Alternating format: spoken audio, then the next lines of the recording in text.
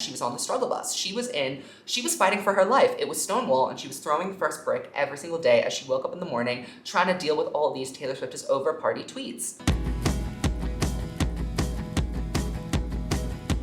Hi Swifties, welcome back to my channel. I am the Taylor Swiftologist, and if you're new here, my name is Zach. I am a journalist by trade and a Swiftie by choice, and in my free time, I like to devote my analytical and organizational skills to dissecting the public life of my favorite pop persona, Taylor Swift. So if any of that sounds interesting to you, I strongly recommend that you subscribe, like this video, leave me a comment, let me know what you'd like to see in the future. I'm always pulling suggestions from my comment section and my community tab on YouTube. So today I'm going to be doing my favorite thing, which is bursting other people's bubbles.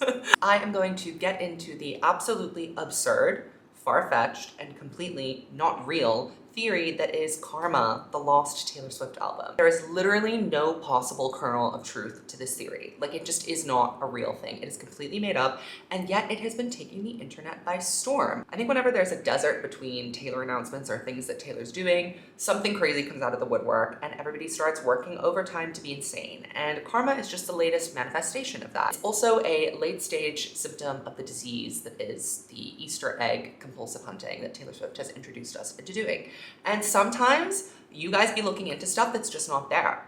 Like, you're looking for things, you're looking for clues for stuff that doesn't exist. So obviously, because it doesn't exist, it's really easy to say that there's evidence for it because you made it up in your head, right? This is exactly what Karma is, in my opinion, a completely delusional and far-fetched fan theory. And you know, as a scholar, as a historian of Taylor Swift's life and times, I'm going to break down why I do not think this is possible. There is maybe like a 1% chance that there is something maybe possible to the entire details of this theory and this insanery, but on the whole, I would say that there is not a lost album. A lost album does not exist, and if it does, it is certainly not called Karma. Here is my breakdown of why it's just not possible. So first of all, I guess we should talk about like what Karma is. Again, it's kind of nebulous and hard to figure out exactly what it is that people are talking about because it's made up and not real. So I'm just going off of like what I've been reading people saying about it. So I think if I'm getting it right, which it doesn't matter if I am or am not because it's not real, so you know, it's all make-believe at this point, there is a theory that between 1989, her 5th album, and her 6th album, Reputation, there was a longer break than usual. Okay, and in that longer break than usual, she was working on a different album, but ended up shelving that album and made Reputation instead. Now, the theory is that that shelved album was called Karma. And the thesis of Karma, from my understanding, is basically the thesis of Reputation. It's like talking about her going into details on gossip and talking about, I don't know, the parts in her life that were very hard for her during Reputation. Why would there be a lost album that was basically exactly what Reputation was about? And Reputation exists. Please tell me. If you can make that make sense, leave a comment and let me know. When it comes to what exactly this album would consist of, I mean, I don't know. It's like Stan Twitter's wet dream that Taylor had like more to say about the Kanye situation and other like gossipy, salacious things. But like, there isn't much else to say besides what she said in songs like "This Is Why We Can't Have Nice Things," "I Did Something Bad," and "Look What You Made Me Do." Like, there just isn't anything left over. I'm also speaking from this as the perspective of someone who went to a Reputation secret session. So I got to hear from the horse's mouth like what these songs are about and what was going on in her life during this alleged period of time when Karma was being made, and it just doesn't add up to me. It doesn't make any sense. So now let's get into it like fully. Let's go detail by detail and expose this for being the stupid, idiotic theory that it is. Okay, Taylor knows how to speak English, right? Like, we know that she knows how to understand words, and Karma, I mean, as a title of an album wouldn't even make sense, because if she was indeed fixated on this word and obsessing about it and trying to build a whole album around this conceit, she would understand what it means, and it's the law of attraction. So like, karma is something that you give out and get back. It is not something that you can like hasten along as a process of punishment for someone that you don't like or has done something wrong to you. Part of the reason why karma is like a nebulous thing is because it never happens exactly when you need it to. You comfort yourself by saying, oh, karma will get them eventually, because you can't make anything happen to them sooner. I'd also just like to point out that at the secret session, she did mention that she was writing a lot before the album came out, but what she was writing were think pieces, these long rambling essays, airing her frustrations about whatever was going on to her that she would then promptly throw away, okay? There was no songwriting, there was no any sort of melodic component to this. It was literally just like doing diary entries that never made it to the light of day. And if anything was left over from the Reputation outtakes that could have been on Karma, I think it was the poems that went into the Reputation magazines that came out with the album. So, strike one. Strike two, the timeline that is being pieced together is wrong and completely makes no sense whatsoever. The catalyst of the entire Karma album allegedly started when Kanye West released Famous. So because this is the Retribution album, it has to have happened between the period of time when Kanye did his whole thing and Taylor got back into the studio to record Reputation. We know that Taylor was recording Reputation in September of 2016. Kanye West came out with Famous in February of 2016. Do you see that that is like a very small stretch of time? Do you understand that that is really not a lot of time to be coming up with an entire album? Previously, it has taken Taylor 2 years to come up with an entire album. I mean, Folklore and Evermore are different because they're fictional, right? So I think that that process works a little bit differently. Do I think that in the span of 7 months, she managed to finish, write, mix, master an entire album and throw it away? No, I fucking don't. So Taylor gave us hints multiple times in the period directly preceding this alleged Karma writing time that she was having an identity crisis and she needed to take a break. She was giving interviews at the end of 2015 where she said multiple times, and I'm thinking her GQ 2015 cover and her NME cover in 2015, that she had no idea what she wanted to do next. She felt like she was driving the plane and she didn't really know where it was going and she needed to take a break, okay? She felt that there was a break coming up. She explicitly said that she had not had any sort of idea for an album or anything coming up. She said that she might just be hanging out with her friends, spending time with her family, but it seemed that there was this very deep and real fear within her that she didn't really know what she was planning to do next. She was also 25, you know, that's when you have your quarter life crisis. I'm going through mine right now. When you start to really like question all of the decisions that you've made and you need to take a moment for self-reflection. Part of the moment for self-reflection, I don't think is coming up with an entire album and throwing it away in 7 months. That's just my onion though. Even if she could have written an album in that 7-month period of time, this would not be the 7 months of her life that would have made any sense whatsoever to take on a creative project like that. She was back to back busy. If you don't believe me, go to taylorpictures.net, filter by candids, and see that she was out and about every single day of her goddamn life. She'd just come off the 1989 tour and she was doing back-to-back appearances and promotional materials for Grammys and other sort of award shows that were coming up. This was the tail end, the last hurrah for the 1989 era, which was the most successful era of her career thus far. She was chock-a-block. She was back-to-back. She was going to parties every day. She was living her it girl life. Like, she truly was very, very busy. Also, there were like no pictures of her going in and out of the studio, and we always get those whenever she's working on some sort of music. So that's another piece of evidence that this is not real. Kanye West puts out Famous. She's gearing up for Grammys. She's going on a media blitz to get the Recording Academy to award her Album of the Year. She successfully wins it. The girl is booked and busy. Then she's hosting the Met Gala, and subsequently she's entering her hot girl fuck it era, okay? She didn't know what the hell was going on. She didn't know what country she was waking up in every day, okay? She was flying around the world with all of her booze. She was changing relationships every 5 minutes. She was in her messy, chaotic area. Who has the time to plan and execute a potential album campaign in that space? The backlash that started right around the time when she gave her Grammy acceptance speech really was very taxing and required a lot of PR manipulation and maneuvering for her. I think she was definitely in crisis mode and she had no idea what to do in this period of time. So specifically in this 7 months period of time that Karma was allegedly written, like her entire life changed and fell apart. She became very unsure as to whether she was ever going to have a career again or be able to return to this, or if she would even want to return to doing music and being a singer. Why the hell would she be feeling creatively inspired at that moment? It was too desperate. I think something for people who aren't like full-time creatives or haven't created full-time don't understand is that in order to make good art, you have to get to a good space first. It's true that you make great things out of catharsis, but you need a little bit of distance from whatever brokenness you're experiencing in order to synthesize it, understand it, and then write about it. That's why Reputation is the true emotional response to the cancellation and her situation and her karma. She took a couple months to let the blow soften, and then she started piecing her life back together. We can see that very clearly in the writing process and in the story that is told on Reputation. This kind of leads me into my other reason why I don't think that karma is a real thing, and that's that Taylor Swift has extremely delayed emotional processing, okay? The real writing process for Reputation began around September 2016 with Gorgeous and King of My Heart being some of the first 2 songs that were penned for the actual record itself. And this is also when she was going through her invisible string feeling with Joe. They were kind of orbiting each other circularly, and they hadn't really like committed to anything or seen each other properly. She had just gotten out of her second crash and burn relationship. She, I think, was very fixated on getting to know him and pulling her into her aura, but she hadn't quite done that yet, right? So we were at the very beginning of the story of Reputation in September 2016. The only potential missing content that I can see from around this period of time is is more of the getaway car story. Because again, the hiddleswift drama and like what exactly happened between getting out of the relationship with Calvin Harris and getting into the relationship with Tom Hiddleston is still quite mysterious. She hasn't really addressed it beyond that song. She certainly hasn't addressed how breaking up with Calvin made her feel, nor has she addressed really how being in that relationship has made her feel. It would be interesting to go through Folklore and Evermore now actually and comb through and see if there are any clues, and I'm sure there are. But again, we have very little to work for here. So in my eyes, if there's anything from this Reputation like writing session period that might be missing or kept in the vault, it's gonna be something about that relationship, that period of time, how it felt for her, because Getaway Car is like kind of a removed version of that story, right? It's like, it's putting the money in the bag and stealing the keys. Like the getaway car is a metaphor, it's not a real thing. If there are some songs that are rooted and grounded in actual like biographical details of what happened around there, that might be something that is likely. Do I think there's a whole album of that material? No, I don't. But for the Reputation Vault songs, whenever we are so blessed to receive them, I have a feeling that something about that might be in there. And no doubt when it comes out, people are gonna be going absolutely crazy and saying they were part of Karma. You heard it here first. They aren't. So my view at this point is that she was moving so fast and her star was falling and burning so fast that she literally kind of crashed and burned straight into Joe's arms. And from there, she started processing all the shit that had piled upon her. Meeting him and kindling a strong bond with him really reignited her desire to reflect on what had happened and to look at herself critically and think about how she got herself into this situation, because you know, it's not like she just wandered into it randomly. She definitely played a hand in her own downfall.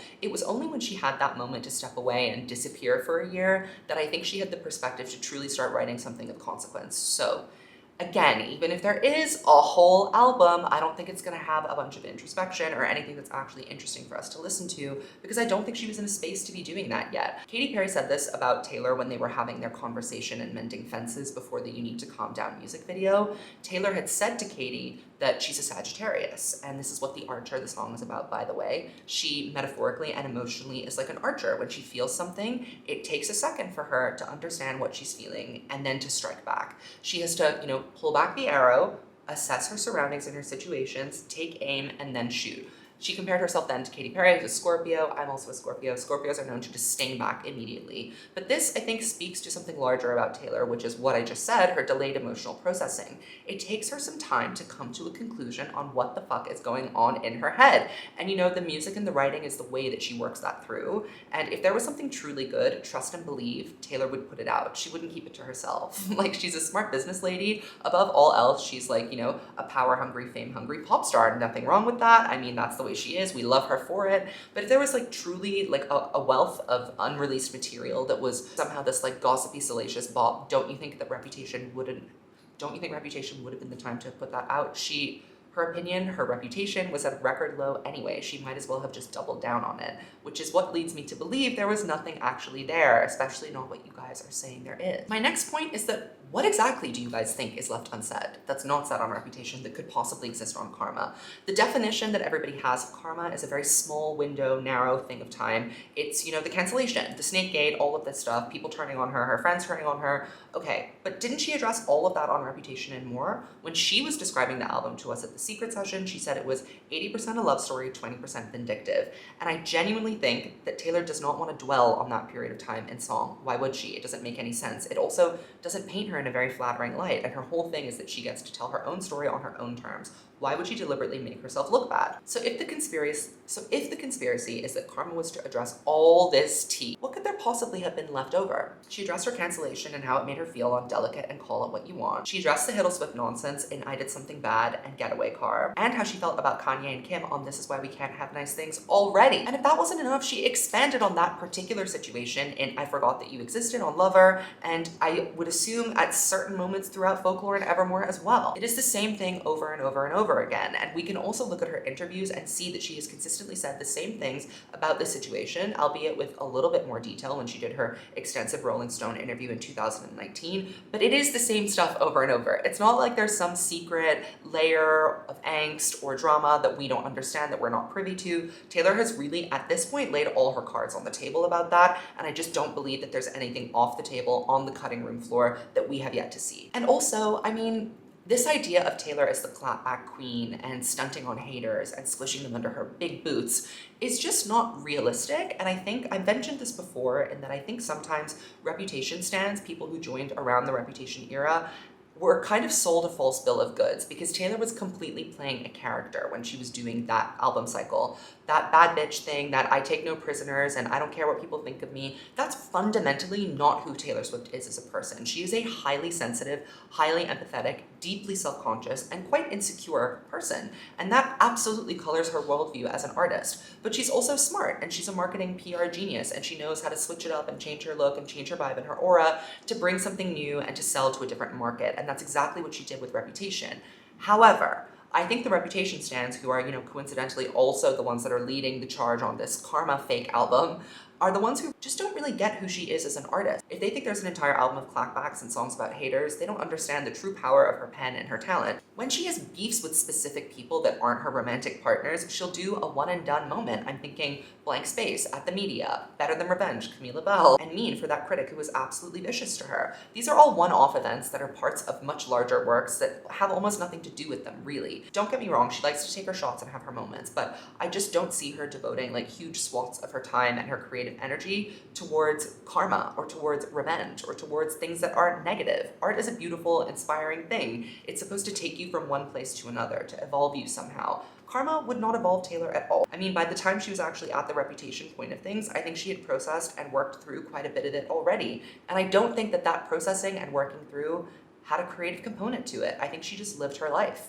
for once in her life. She spent her entire career oscillating between album tour, album tour, album tour. I honestly think this was the first time she took a moment to learn herself and understand her life without the perspective and the opportunity of an album looming over her head. And again, she has addressed this topic at length, ad nauseum. We've had an album, we've had a documentary, we've had an extensive interview where she is quoted word for word, not even taken out of context. We've had PR statements from her and from Tree Payne. We've had Instagram stories multiple years later. What more is there to say? I beg of you. I would love to hear what you think Taylor has not expanded upon. If y'all were smart, you would think maybe Karma would be about what's not been said about her relationships with Calvin, with Joe, if you really want to get super crazy with it, with Karlie Kloss, with her parents, the divorce, all of the shit. I mean, come on. But that's not what Karma is about, so don't try and flip it around on that. The Karma theory is very specific. The Karma theory is a retaliatory clapback album written in a very specific time about the Kanye-Kim drama, basically. This is partly Taylor's fault. You guys think everything is an Easter egg when truly almost nothing is at this point. Easter eggs were a legit thing that she did kind of subconsciously even, where she gave us little hints for fun out of the blue, not on a consistent schedule, not to be expected at every single turn of her career. For example, tweeting a photo of her wearing red shoes while she's in the studio recording Red, playing a red guitar,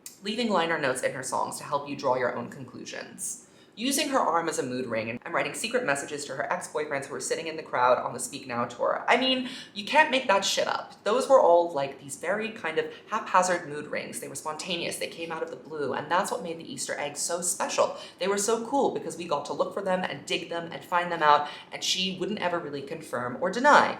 Nowadays, she's realized that this is a marketing tool and a PR thing and whatever, and she sends us on these wild duck goose hunts for shit that is like completely just not relevant. Like things that you don't even want to know, like wearing 2 dice on her short to signify devils roll the dice, angels roll their eyes. I mean, come on, it's too calculated. I hate to use her least favorite word, but it is. Some stuff just exists. Sometimes she just does random things. Sometimes she just posts pictures of things and doesn't think about what's happening in them.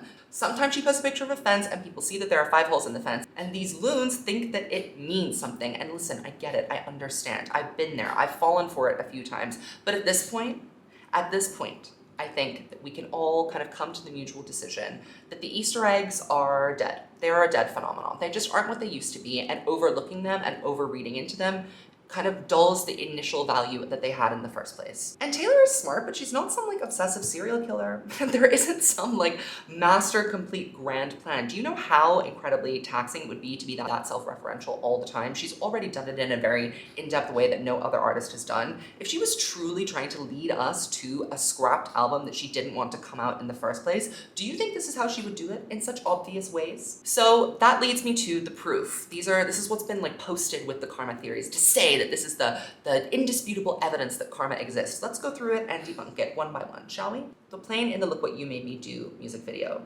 The crash plane with Reputation painted on it. A lot of people like to think that that's symbolic of karma, but let me tell you what it's actually symbolic of, because I know.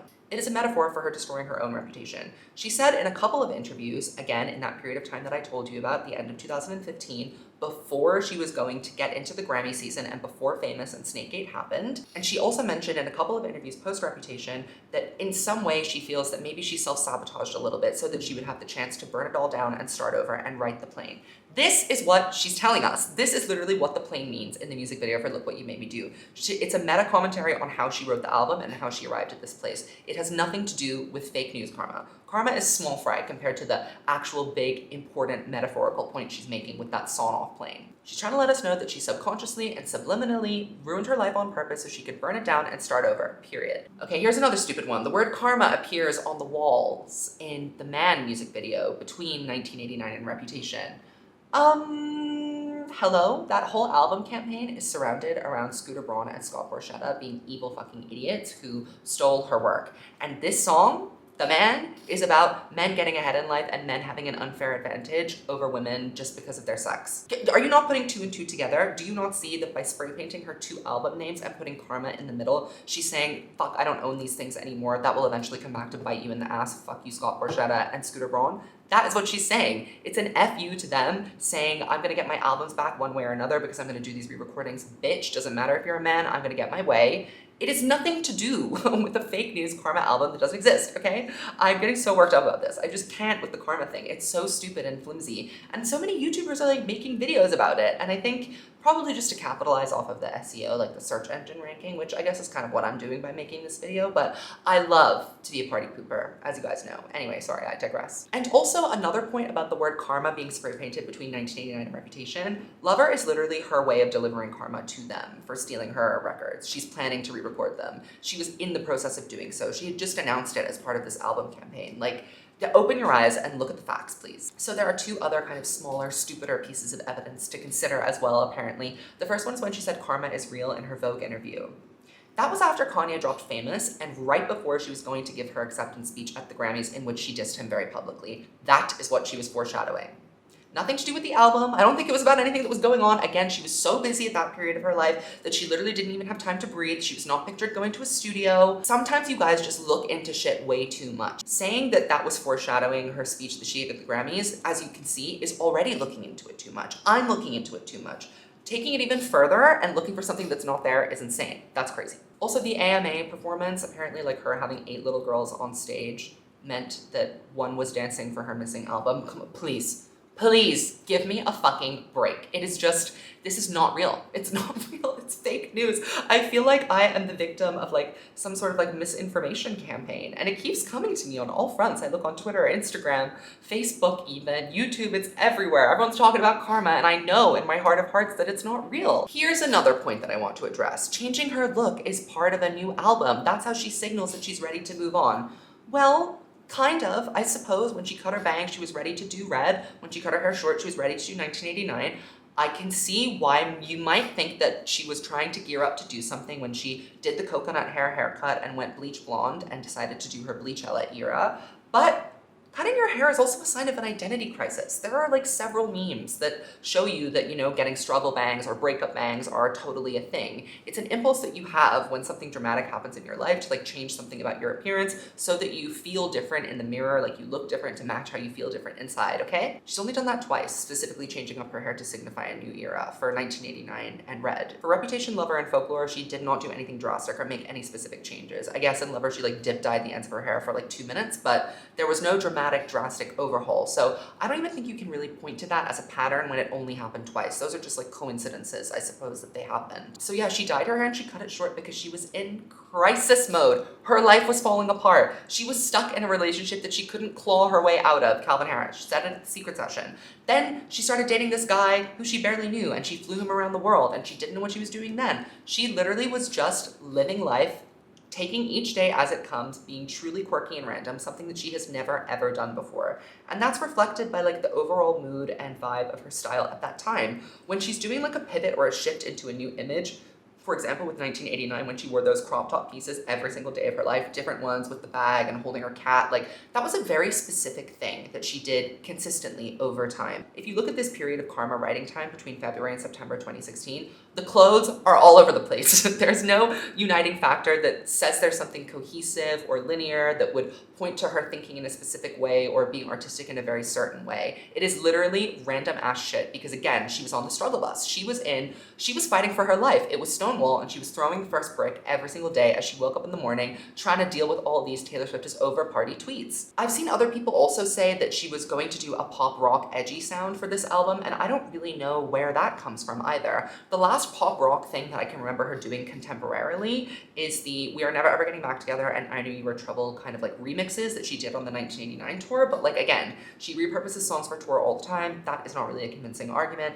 And also, you know, the pop rock thing is not really her wheelhouse. It's not her vibe. She's not an angsty girl. She's not able to communicate and deliver like that. She can do it occasionally in a live performance, but I don't see that translating into a studio session well. And also those songs don't tend to be very focused on like having very meaningful lyrics. It's more about the delivery and the performance. And Taylor's artistry has always been about like the craft and the writing and the production rather than always her delivery and her performance. Although, you know, often she does use her voice to make very subtle and delicate points, but, you know, there's just not enough there to be doing like a Demi Lovato reinvention that we're seeing right now. Furthermore, that's a very authoritative sound, and Taylor wasn't feeling particularly confident or in charge of her own life at this point. Again, she felt like she was driving a plane she had no control over that she then had to crash. It was a crisis. The last point I would like to address, I would just like to say it and not argue with it because it's so stupid that I'm just gonna say it and you can understand how stupid it is. Orange being the color of karma. You guys literally just made that up. Well, I'm sorry if I burst anyone's bubble, and if you would like to argue with me that karma is a real thing, you are entitled to do so in the comment section below. I just want to let you know that no matter what you say, no matter what crazy evidence or conspiracy theory you point me to, I will not sway. I will not be moved. I shall not be convinced otherwise. And you know, you guys are just gonna have to deal with that. My next video is going to be a needlessly thorough roast of Taylor Swift's red carpet fashion. So hang around and stay tuned for that. Subscribe. I'm really hoping that we can get to 5K by the end of the summer. I think we can. We're almost at 4K. Love that for me, and I love that for you guys, because, you know, the more people there are here, the more feasible it is for me to like devote my time to doing this. So spread the good word, spread the gospel around. You can check out my podcast if you're interested, The Evolution of a Snake, where we go year by year through Taylor Swift's storied and hallowed career. And I will see you guys in the next video. Bye.